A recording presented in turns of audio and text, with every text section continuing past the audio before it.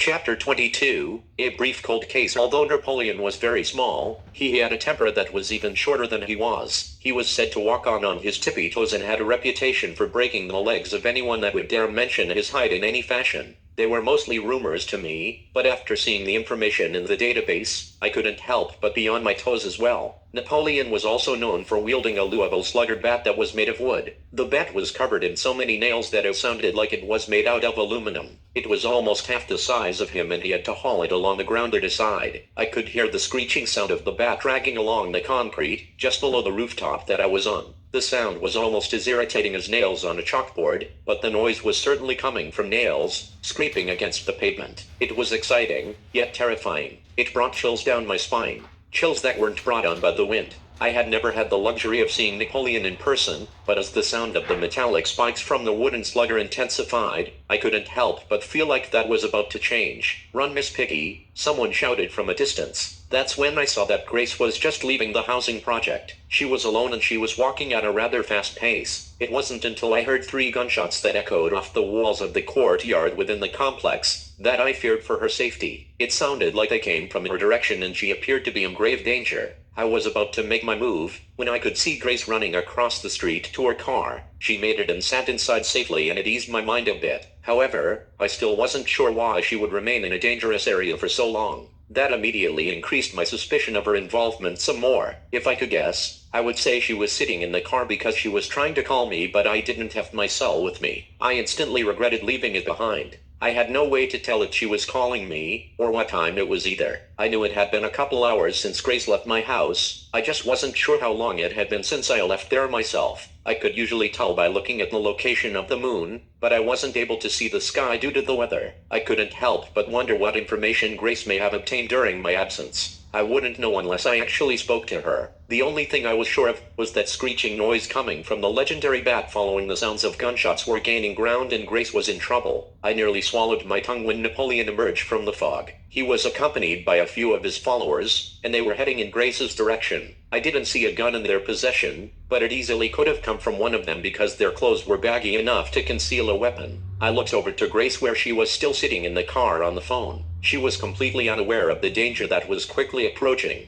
I had to get off the roof and help her as fast as I could. If anything happened to her, I would never be able to forgive myself. I took my sweater off and laid it down on the rooftop. This allowed me to see better from my peripheral as I turned my body on. I needed to make sure I could get these unidentified undesirables on camera, just like my father had. I was about to spring into action when I heard the sounds of another vehicle slowly coming around the corner. It wasn't until the car shed some light on the scene that I saw someone with a dark hoodie leaning against a telephone pole near Grace's car. I only noticed them because they flicked a cigarette into the street when they became a deer in the headlights. I took my eyes off them to focus on the spark in the street for a second, and when I turned back to the flickering street light, they were gone. That's when I saw that the headlights belonged to the shiny blue Lexus pulling up outside of the complex. The passenger side door opened and a man with a black suit and a bright blue tie got out with a briefcase in hand. His shoes were so shiny that they caught me in the eye way up on the rooftop. He had short spiky gelled hair along with a widow's peak that I could see from afar. He was wearing sunglasses, which I found to be strange considering it was still dark outside. I could only assume he was trying to conceal his identity because it was working. I had no idea who the suit was, and something told me I needed to find out. As the suit and tie stood next to the car, Napoleon stopped walking in Grace's direction and headed towards the Lexus. Whoever this person was, he was important enough to stop Mr. Little from doing whatever he was doing, so I watched them closely. Napoleon approached the vehicle as the suit and tie made his way up to the entrance of the courtyard. He met Napoleon at the pathway that led into the complex. That's where he handed him the briefcase. The suit and tie, which I now assume is the handler, got back into the vehicle and drove away. The briefcase made its way into the complex with Napoleon. I wasn't sure which one I should follow when they split up because they both seemed to be of the utmost importance. Seeing as though I didn't have a car to follow the handler, I made a split-second decision. I chose to stay with Napoleon and the briefcase, since it was headed in the same direction as my original destination. The fact that Napoleon received the briefcase and stopped chasing Grace let me know what I needed to focus on the task at hand. I still needed to get down to the ground level. I needed to move fast and use this distraction as a way to sneak into the building. The images that I got off of Google Maps didn't match the current scenery whatsoever. It threw me off because the view of the structure wasn't in real time, and there could have been even more changes that I was unaware of. I quickly made my way over to the gutter on the side of the building, parallel to the complex. I noticed there was a school bus parked on the side of the building blocking the driveway. It actually worked in my favor because it bridged the gap between the complex and the roof that I was on. With the school bus in the driveway, I wouldn't have to make that long jump like I originally planned. I had already hurt myself when I leaped from the train earlier and I couldn't risk any further injury. I could see that there was a security camera in the corner of the building facing the driveway. I thought if I stayed on that side of the bus, I would be able to use it as cover from the camera along with the snowfall and the mist. I made my way across the roof with my feet trailing the gutter and grabbed a hold of the steel pipe that was attached to it. The lengthy blistering metal cylinder had likely been there for decades. It seemed very sturdy since it went straight down through the smog and into the solid cement below. It was frozen with the water from melted snow which quickly turned to ice with the freezing temperature. This weakened my grip a little bit, but it allowed me to slide down the pole even faster. Once my feet were firmly planted on the ground, I put my back against the letters on the side of the school bus. I then began inching my way towards the front. I took a look around the corner and I could see that the coast was clear. Before I quickly climbed on top the hood of the bus, using the grate located on the front of the engine as a ladder. As I got up on top of the hood, I could see what looked like a bunch of garbage bags piled inside. I wasn't sure what they were, and I didn't have time to investigate. I raced across the hood and put my hands on the roof, lifting myself up on top. I took a few steps backward and faced the complex. I got a running start and picked up speed before taking a leap of faith onto the fire escape located on the second floor. I grabbed a hold of the icicle banister and hopped over, raising my legs just enough to decrease the momentum from the landing, allowing me to remain silent and undetected by anyone in the surrounding area. I took a panoramic view of the scenery, making sure no one saw me. The camera was just below the fire escape, and I was pretty sure it didn't capture my movements due to the angle I took to prevent it. I took a look into the window that was right next to me, and it appeared to be vacant. I believed I was on the second floor. I began making my way up the steel steps of the escape way. I knew Nightmare's apartment was 3C and it would likely be located on the next floor up. I wasn't exactly sure which window belonged to him, and I couldn't risk doing any further recon of the structure. I had already spent too much time scouting the area. I didn't know where any of the other cameras were and I had to get inside an apartment before anyone became aware of my presence. I moved up to the third floor and took a peek into that window too. It seemed to be empty, but someone could be asleep in one of the rooms. I had to proceed with caution. I tried to open the window and it was locked from the inside. There was no other way in, so I used my elbow to break the glass. The glass from the window made a loud clattering sound, as some of the pieces hit the floor and shattered. I waited a few seconds to see if anyone came to the window at the sound of the glass breaking, but no one did. In the meantime, I was able to clean most of the shards off of the window frame and the windowsill, before I slowly crept in, hoping I wouldn't cut myself on the fragments that I may have missed. When I finally got inside, I got smacked in the face by a strange and unpleasant odor. It was so strong that it managed to seep through my mask. I had no idea what it could be. I had never smelled anything like it before. The scent was so repulsive that it became hard to breathe and I started choking on the toxic air. It was so putrid that it made me throw up in my mouth. I had to swallow my own vomit in order to keep myself from leaving any DNA at the scene.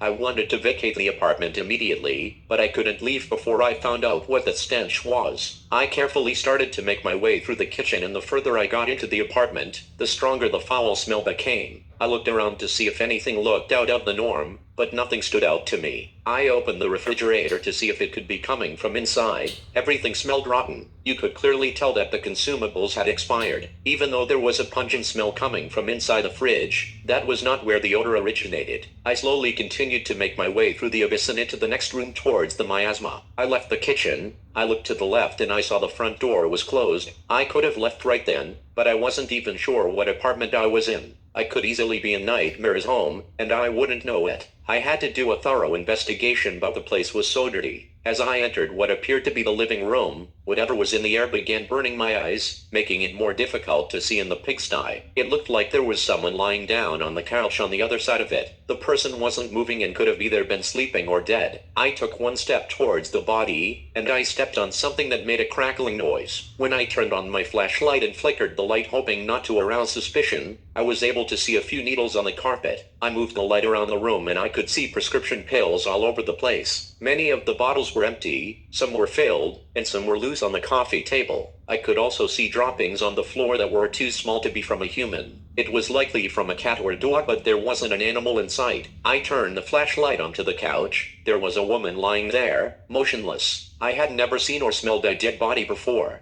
I felt the urge to take a closer look, assuming that was where the smell had been coming from. When I got a couple feet away, I saw more plastic bags on the floor surrounding the couch and underneath the body. When I stepped closer, I could see her bones were beginning to expose. She was grotesque, and her bone structure assumed a caved-in appearance. The soft tissue had already decomposed, so all that was left to do so was her hair, cartilage, and ligaments. She was in the advanced stage of decay, catching flies with her mouth, hoping the smell of her rotting corpse would be enough to alert the authorities. I continued examining the remains, but I didn't see any signs of physical harm. There were many signs of drug use, though. The woman had track marks all over her body, indicating that she was indeed a drug user of some sort. The number of pills floating around the apartment, along with the used needles on the floor, meant she likely died from a drug overdose, if not a suicide. If it wasn't one or the other, then someone really went out of their way to make it look that way. Regardless of how she passed, it was outside of my wheelhouse. It would be best if determined by authorities when she's discovered later on.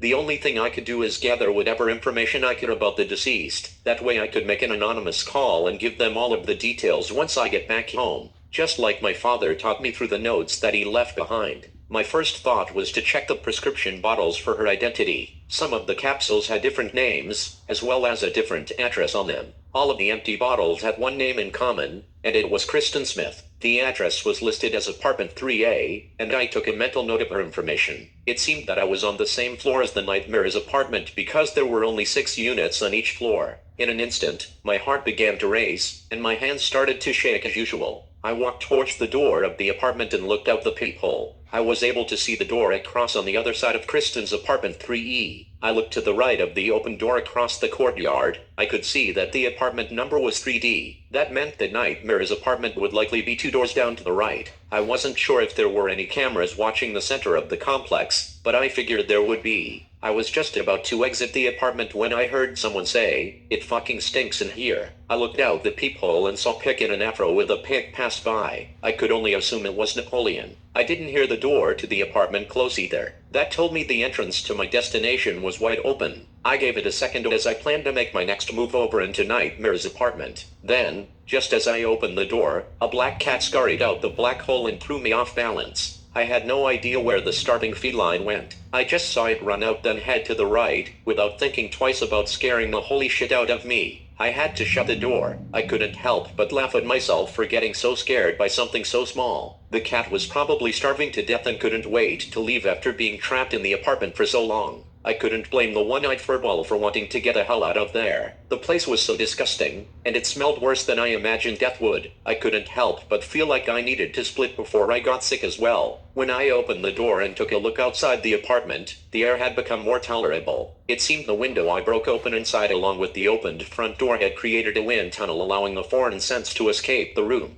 I took a deep breath before I looked outside the door again. This time I could hear familiar music coming from the right of me. It sounded like it was coming from Nightmare's apartment. When I looked to the left, I could see a camera watching the stairwell and it was moving panoramically. I looked to the right and I didn't see a camera at all, but it looked like Charles' front door was wide open and the music was in fact coming from inside. Once I got back my gumption, I began walking towards the open door slowly, hoping the cameras that were present wouldn't catch a glimpse of my presence. There wasn't any other way to get to the unit and I had to approach with caution, due to the sound of music coming from the apartment. I looked up and noticed the moon illuminating the open courtyard. It allowed me to see into the room, even though the lights were off inside. When I looked at the front door, I was able to see that I was in the right apartment and the smell coming from inside confirmed it. I examined the door a little further and it was clear that someone had kicked it open. There was an indentation on the handle and a hole in the wall behind it. The door stopper resting on the floor looked as if it may have been broken off in the process. This was yet another clear sign of forced entry. Not to mention, the pleasant but unsettling music coming from inside was loud enough to drive anyone mad.